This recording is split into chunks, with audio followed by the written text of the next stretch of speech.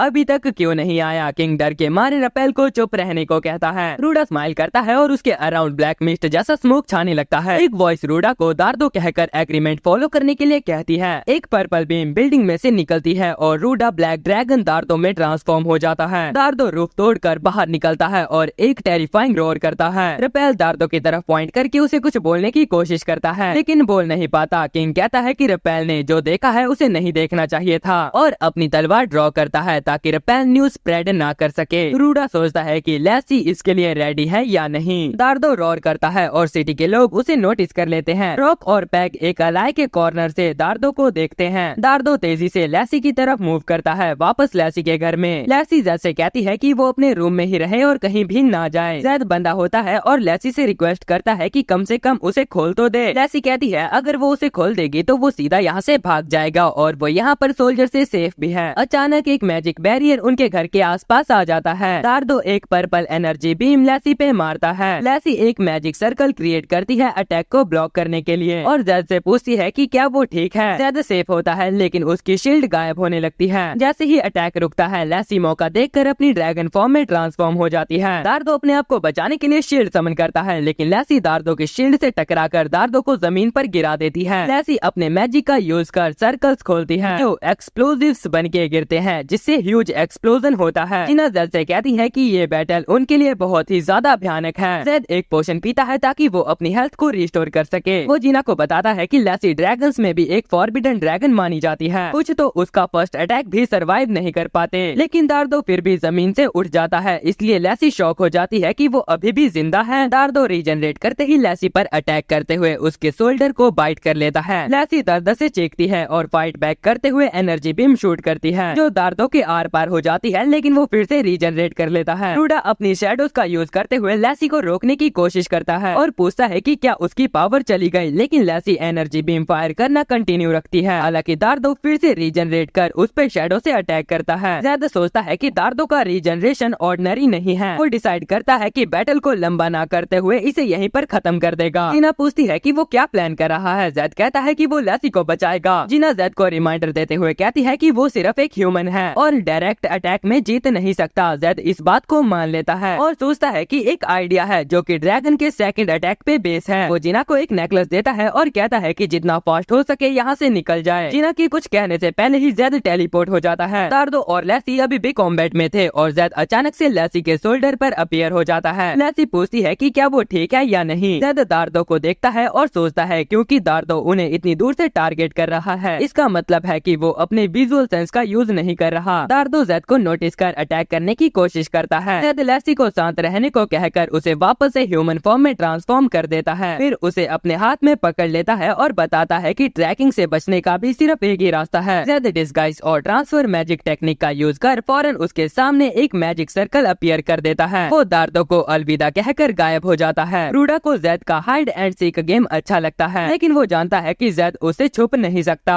थोड़ी देर बाद जेड जीना के पास टेलीपोर्ट हो जाता है, जो कि तब तक बैटल अरीना से दूर जा चुकी थी। वो लेसी को नीचे गिराता है और कहता है कि मूव ना करे। फिर उसका दूसरा हॉर्न भी काट देता है। जीना शॉक में थी और देख रही थी कि लेसी की मैजिकल पावर ड्रॉप हो गई है और वो अपना हॉर्न उठाकर रोना शुरू कर देती है। दार्दो गुस्से में चीखने लगता है कि उसे समझ नहीं आ रहा कि लेसी का पावर रिएक्शन क्यों गायब हो गया। जेड जीना को बताता है कि दार्दो उनको लेसी के थ्रू ट्रैक कर रहा था और लेसी की पावर गायब होने के बाद दार्दो सोचता है कि वो ऑलरेडी बैरियर के थ्रू एस्केप कर चुका है। लेसी जेड से कहती है कि वो उसकी पावर गायब नहीं कर रहा, वो उसकी पावर खत्म कर रहा है। जेड जवाब देता है कि वो कन्वेंशनल ट्रैकर यूज नहीं कर सकता क्योंकि लेसी की पावर बहुत ही ज्यादा इंटेंस है। इसी बीच दार्दो अपनी असली फॉर्म में ट्रांसफॉर्म हो जाता है और बैरियर टूट जाता है। रूडा हैरान होता है कि जेड और लेसी ने क्यों भागकर उसका सामना नहीं किया। जेड उसे दया भरी नजरों से देखता है। रॉक वापस डीमन लॉर्ड के कासल में आ जाता है, जहाँ पर वो कपड़े पहनकर थ्रोन रूम में चला जाता है, जहाँ कुछ लोग ऑलरेडी वेट कर रहे थे। करण जो कि last of the big four था। रॉक और करण एक दूसरे को देखते रहते हैं बिना आई कांटेक्ट तोड़े। इसी के साथ ये वीडियो और एनिमे यहीं पर ही खत्म होता है। अगर आपको ये वीडियो थोड़ी सी भी अच्छी लगी हो तो प्लीज लाइक शेयर सब्सक्राइब कर लेना। मैं मिलता हूँ आपसे अगले अमेजिंग रिकैप वीडियो में, तब तक के लिए बाय बाय।